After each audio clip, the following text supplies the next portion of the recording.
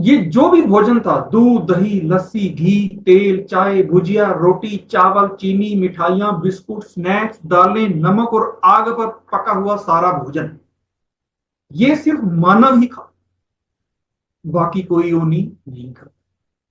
बाकी सभी योनियां घास फूस पर ही सर्वाइव कर रही हैं। ये मैं सलाद फ्रूट जो शब्द हैं, इनको मैं घास फूस के बराबर ही मानता था, लेकिन बाकी सभी योनियां यही खा रही हैं। तो जब बाकी सभी 84 लाख योनियां उस फूड पर सरवाइव कर सकती हैं, तो मानव क्यों नहीं? तो मैंने सोचा कि चलो एक बार ट्राई कर।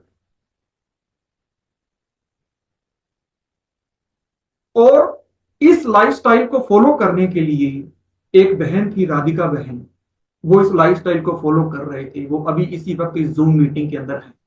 मैं उनके साथ बहुत बहस करता था, बहुत तर्क वितर्क करता था कि आप ये जो एनडीएस फॉलो कर रहे हो, ये बहुत ही गलत लाइफस्टाइल है। इस लाइफस्टाइल में तो कमजोर हो जाओगे, बीमार पड़ जाओगे, पता नहीं क्या हो जाएगा आपके शरीरों को, और ज्यादा बीमारियां आ जाएंगी। और वो अपने रास्ते पर अडिग रहते थे कि नहीं, ये लाइफस्टाइल ठीक है। तो मैंने भी इसको ट्राई करने की सोची, और 6 महीने तक मैं संघर्ष करता रहा। 6 महीने में कम से कम मैंने 60 बार, कम से कम 60 बार एनडीएस को शुरू किया होगा और बंद किया होगा। 3 दिन करता था, फिर वापस अपने ट्रैक पर आ जाता था, फिर 2 दिन करता था, फिर वापस, फिर 4 दिन करता था, फिर वापस। 6 महीने में कम से कम 60 बार मैं अपने आप से हारा, मेरी हार। 6 महीने में कम से कम 60। पिछले साल 8 मार्च का दिन, 8 मार्च महाशिवरात्रि का दिन था। उस दिन मैंने ठान ली कि बस अब तो मैं इस लाइफस्टाइल से पीछे नहीं हटूंगा, और इस लाइफस्टाइल को कैसे भी करके फॉलो करूंगा। एक प्रचंड दृढ़ प्रतिज्ञा। पिछले साल 8 मार्च को महाशिवरात्रि के दिन सिर्फ रॉ फूड पर रहकर कैसे सरवाइव किया जा सकता है, कैसे अपने शरीर के सभी रोगों को दूर किया जा। मुझे इस लाइफस्टाइल के ऊपर बहुत शंका थी, बहुत डाउट्स थे। मेरी अंतरात्मा या मेरा अंतर्मन या मेरा सबकॉन्शियस माइंड इस लाइफस्टाइल को स्वीकार करने के लिए तैयार नहीं था, और ये मुझे बहुत ही ज्यादा मुश्किल लाइफस्टाइल लग रहा था। जो कुछ मैं पिछले 40 सालों में अपने जीवन में खा रहा था, मुझे कहा गया था कि ये सब कुछ छोड़ दो। और जो मैं बिल्कुल नाम मात्र लेता था, तो मुझे कहा गया कि अब आपको बस यही खा। ऐसा लगा कि जैसे मेरे ऊपर कोई मुसीबतों का पहाड़ टूट पड़ा। ऐसा लगा कि इस लाइफस्टाइल को फॉलो करना तो लगभग लगभग नामुमकिन है। इसे फॉलो करना शायद ही किसी के बस की बात है। फिर मैंने उस कैंप के अंदर देखा, इसे तो बहुत सारे लोग फॉलो कर रहे हैं। ये लाइफस्टाइल तो 30 सालों से चल रहा है। ऐसे बहुत सारे लोग हैं जो 10-10 15-15 20-20 सालों से इस लाइफस्टाइल को फॉलो कर रहे हैं। तो मैं उन लोगों के बारे में सुनकर, उनकी कहानियां सुनकर बड़ा हैरान हुआ। और फिर भी मेरे माइंड में यही बात होती थी कि चलो भाई, तुम महान लोग हो, तुम ये सब कुछ कर सकते हो, मेरे बस की बात। और 4 दिन जैसे तैसे मैंने उस कैंप को बिताने का सोचा, और ये सोचा कि चलो जितना 10-15% में कर पाया मैं कर, पर 100% तो मैं फॉलो नहीं कर सकता। फिर उस कैंप को अटेंड करते करते नरहरि भाई पांड्या जी ने एक बात कही जो मेरे माइंड को स्ट्राइक कर गई। और उस बात ने, उस एक पॉइंट ने मेरे माइंड को बहुत इफेक्ट किया।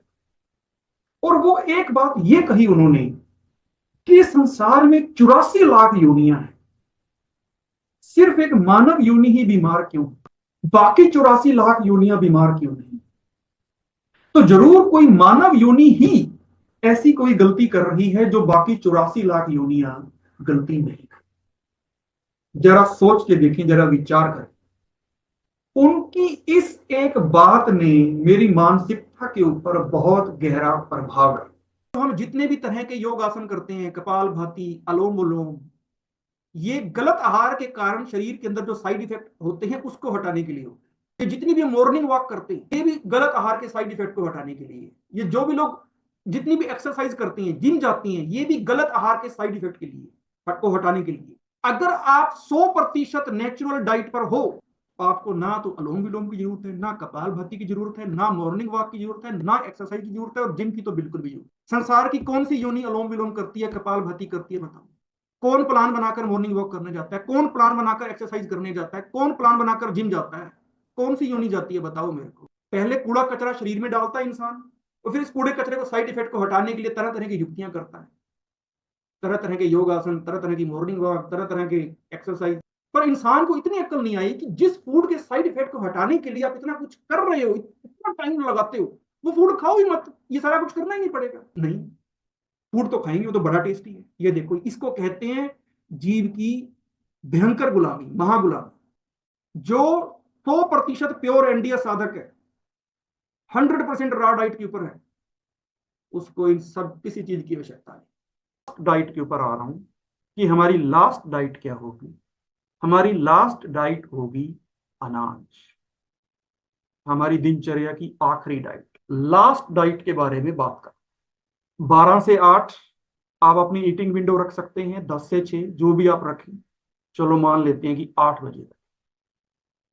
तो 8 बजे आपको अनाज खाना है, उसके अलावा दिन भर आपको अनाज नहीं है।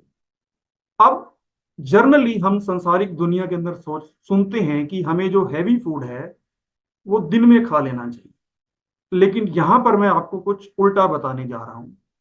आपको जो हैवी फूड है वो अपनी दिनचर्या के बिल्कुल लास्ट में रखना। क्यों? प्रश्न उठता है, क्यों? तो इस क्यों का जवाब ये है, इस चीज पर तो आप सभी एग्री करेंगे कि हैवी फूड खाने के बाद हमें एक्सरसाइज नहीं करनी चाहिए। आप सभी एग्री करेंगे इस बात से। आप ब्रेकफास्ट में अगर हैवी फूड खाएंगे, लंच में अगर हैवी फूड खाएंगे, तो उसके बाद आप एक्सरसाइज नहीं करेंगे।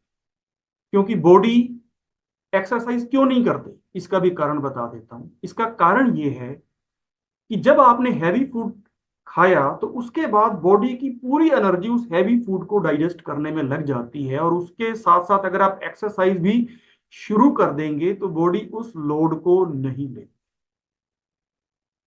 दो हैवी लोड एक साथ बॉडी नहीं ले सकती है। पहला हैवी लोड उस हैवी फूड को डाइजेस्ट करने का, दूसरा हैवी लोड एक्सरसाइज। तो ये हम रीजन बताते हैं कि हैवी फूड के बाद एक्सरसाइज नहीं। अब बिल्कुल सेम लॉजिक, सेम रीजन इस पर भी अप्लाई होता है कि हमें हैवी फूड लेने के बाद अपनी दिनचर्या का कोई हैवी वर्क भी नहीं करना चाहिए। वो हैवी वर्क किसी भी तरह का हो सकता है। सपोज आपका 2 मंजिला घर है, आप ग्राउंड फ्लोर से सेकंड फ्लोर पर गए, आपने सपोज मॉर्निंग में या आफ्टरनून में हैवी फूड खाया, और आपको ग्राउंड फ्लोर से सेकंड फ्लोर की सीढ़ियां दिन में 2-3 बार चढ़नी और उतरनी अगर पड़ गई, तो क्या वो एक तरह की एक्सरसाइज नहीं? सपोज एक बहुत हैवी सिलेंडर आपके घर के स्टोर में पड़ा है, उसको आपने उठाकर अपनी किचन में रखना। एक हैवी सिलेंडर को आप उठाकर खींच कर लाए और आपने उसको अपनी किचन में रखा, तो क्या वो एक तरह की एक्सरसाइज नहीं है? तो मैं रात को इसलिए कह रहा हूं कि आपने बस 8 बजे वो हैवी फूड लेना है, जो आपके कुछ हल्के फुल्के दिनचर्या के हल्के फुल्के कार्य हों, वो करके और बस सो जाना। ये कारण है कि आपको हैवी फूड हमेशा सबसे लास्ट में लेना चाहिए। हम ये तो मानते हैं कि हैवी फूड के बाद एक्सरसाइज नहीं करनी चाहिए, तो उसका जो लॉजिक है वो इस बात पर भी अप्लाई होता है कि हैवी फूड के बाद हमें अपनी दिनचर्या का भी कोई हैवी वर्क नहीं करना चाहिए। और आप अपनी दिनचर्या का हैवी वर्क ना करें, इसके सबसे ज्यादा चांसेस हैं रात के बाद, क्योंकि उसके बाद आप सोने की तैयारी करते हैं। ब्रेकफास्ट या लंच में आप अगर कोई हैवी फूड लेंगे तो चांसेस हैं कि आपको कुछ ना कुछ अपनी दिनचर्या का ही कोई हैवी वर्क करना पड़े। तो वो आपको हमेशा रात के समय लेना। First diet detox juice, last diet जो भी आप हैवी फूड